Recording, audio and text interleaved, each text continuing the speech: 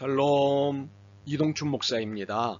오늘도 여러분의 삶이 주님의 평안으로 가득하시길 기원하며 하나님의 말씀을 나누겠습니다.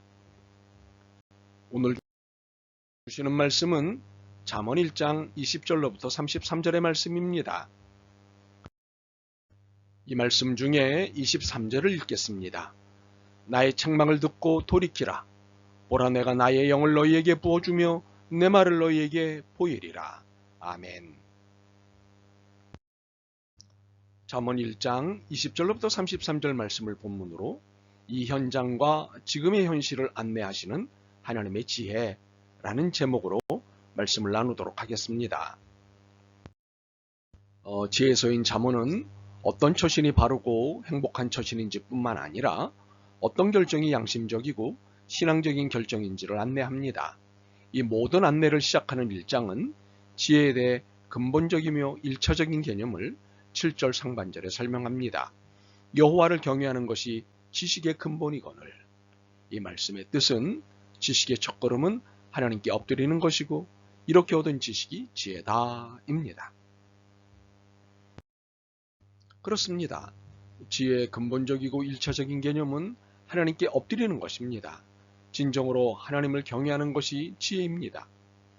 그러나 이것은 지혜를 얻는 데 필요한 첫 번째 태도, 관문일 뿐입니다. 이어 필요한 태도가 있는데 하나님의 지혜를 듣는 것입니다. 20절과 21절입니다.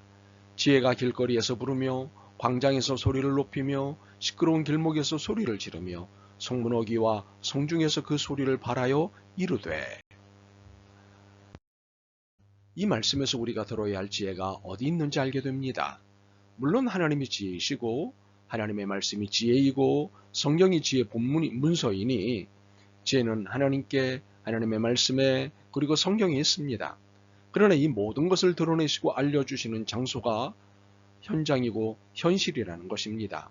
길거리, 광장, 시끄러운 길목이 현장이고 현실입니다. 그렇습니다. 하나님의 지혜는 이 현장과 지금의 현실을 안내하시는 은혜입니다. 그런데 혹자는 하나님의 지혜는 현실과 괴리가 있다며 기독교를 이상주의자들의 종교로 치부합니다.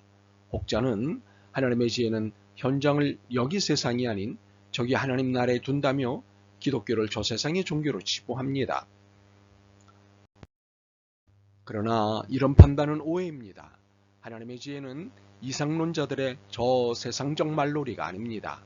하나님의 지혜는 여기 길거리와 광장과 시끄러운 길목에 있기 때문입니다.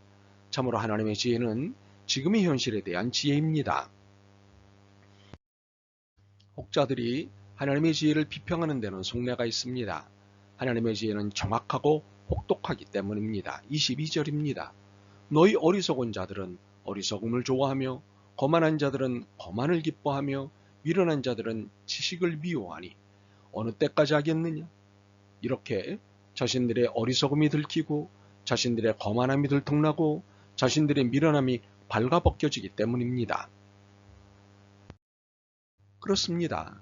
자신들이 대단한 지식과 지혜를 가지고 있다고 떠들었는데 그게 아닌 것이 발각되니 하나님의 지혜를 폄하하고 비평하는 것입니다. 이러한 태도를 24절과 25절이 고발합니다.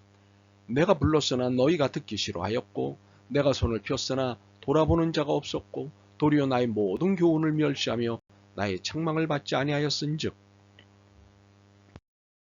그러므로 이들은 이미 하나님에 의해 어리석고 거만하고 미련한 도덕적 결함자로 판결을 받았습니다. 이들의 바르지 않은 비도덕적 지식과 지혜를 심판하셨습니다. 24절로부터 31절이 이를 잘 설명하고 있습니다.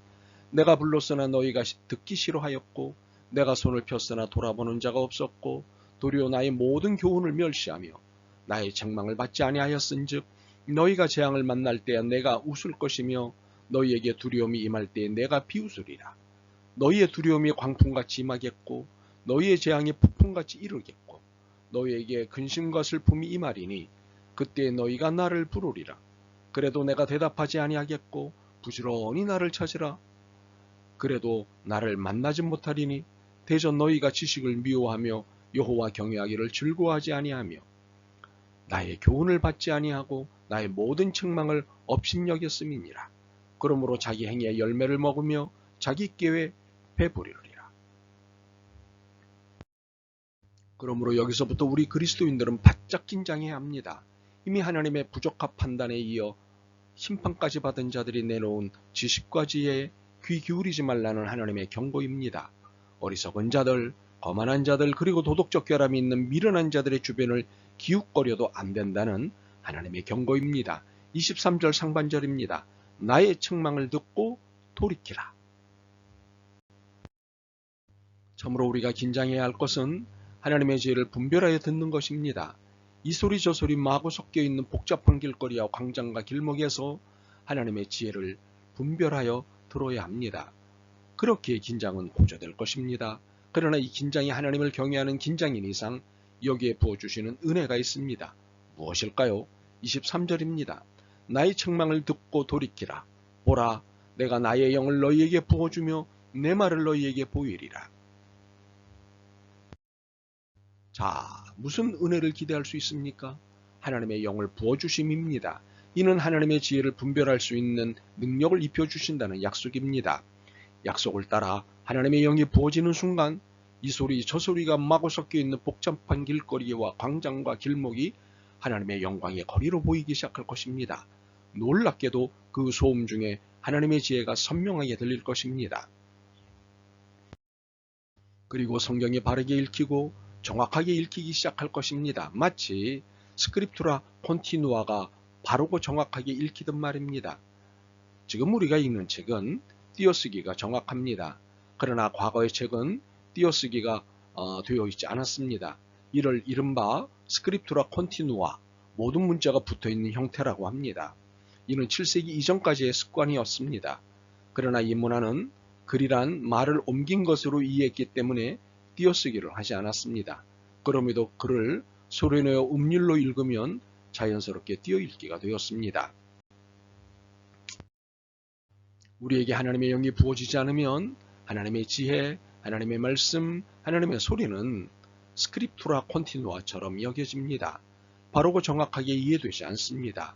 하나님의 영이 부어져야 어디를 띄어 읽어야 할지가 보이고 그래서 무슨 지혜의 말씀을 주시는지 알 수 있습니다. 그러므로 하나님의 영이 부어지기를 간청해야 합니다. 이 약속을 주장해야 합니다. 내게 하나님의 영을 부어주옵소서. 이렇게 부어주신 하나님의 영으로 하나님의 지혜를 찾아 듣고 그 지혜를 따라 살 때 부어주시는 또 하나의 선물이 있습니다. 32절과 33절입니다. 어리석은 자의 퇴보는 자기를 죽이며 미련한 자의 안일은 자기를 멸망시키려니와 오직 내 말을 듣는 자는 평안히 살며 재앙의 두려움이 없이 안전하리라. 무슨 선물인가요? 그렇습니다. 긴장을 풀고 마음 놓고 살 수 있는 삶의 선물입니다. 재앙의 두려움 없이 안전한 평안의 삶의 선물입니다. 하나님의 지혜를 듣고자 하는 거룩한 긴장감에 주시는 복된 선물은 두려움의 긴장에서 풀리는 은혜입니다. 이 선물은 긴장과 갈등과 공포가 가득한 세상에서 얻는 선물 중 가장 귀한 선물일 것입니다. 그러므로 이 귀한 은혜의 삶을 살고자 하면 하나님의 영이 부어지는 거룩한 긴장감과 신실한 태도를 고수해야 합니다. 이는 어리석은 자들, 거만한 자들, 그리고 도덕적 결함이 있는 미련한 자들이 내놓는 지식과 지혜에 귀 기울이지 않는 것은 물론 그 주변을 기웃거리지 않는 것입니다. 오직 하나님의 지혜를 듣기 위해 종일 하나님의 말씀을 묵상하는 삶이 거룩한 긴장감이고 신실한 태도입니다. 오늘의 혼란스럽고 복잡함 그리고 불투명한 시대를 올곧고 신실하게 살기 위해 절대 필요한 것은 하나님의 지혜입니다. 하나님의 지혜가 없는 삶은 무질서와 불안입니다. 이는 현실에서 분명히 경험하고 있는 바입니다. 그러므로 하나님의 지혜를 구하십시오. 그래서 하나님이 부어주시는 영을 통해 하나님의 지혜를 분별하십시오. 하나님의 영이 아침에 부어질 수 있습니다. 그러면 세수 중에, 식사 중에, 출근 중에, 모닝커피 타임에 하나님의 소리를 듣게 될 것입니다. 그리고 복잡한 전철이나 버스 안에서도 혹시 지나야 하는 광장이나 시장 통해서도 하나님의 지혜를 듣게 될 것입니다. 아침이 아닌 점심 때도, 저녁 때도, 밤중에도 하나님의 영이 아침에 부어질 수 있습니다. 그래서 동료들의 시끌벅적한 대화 중에도 회식이나 모임의 왁작지껄 속에서도 깊은 잠이 든 중에도 하나님의 지혜를 듣게 될 것입니다. 그러므로 어디서든 언제든 어떤 형편이든 하나님의 지혜를 놓치지 않았으면 좋겠습니다. 그래서 시절의 혼란과 복잡함과 불투명함에 긴장하지 말고 거룩한 긴장감으로 하나님의 지혜를 분별할 수 있기를 바랍니다. 그 결과 하나님이 하나님의 지혜를 따라 사는 사람들에게 약속하신 풍성한 삶을 누릴 수 있기를 소망합니다. 마음 졸이던 긴장된 삶에서 벗어나 긴장을 푼 마음을 놓고 사는 삶, 매일 안녕을 누릴 수 있는 삶이길 소망합니다. 아멘. 주님, 주님의 지혜를 기다립니다. 하나님의 영을 부으셔서 주님의 지혜를 허락하옵소서. 예수 그리스도의 이름으로 기도드립니다. 아멘. 오늘도 여러분의 믿음과 삶을 응원합니다. 사랑합니다.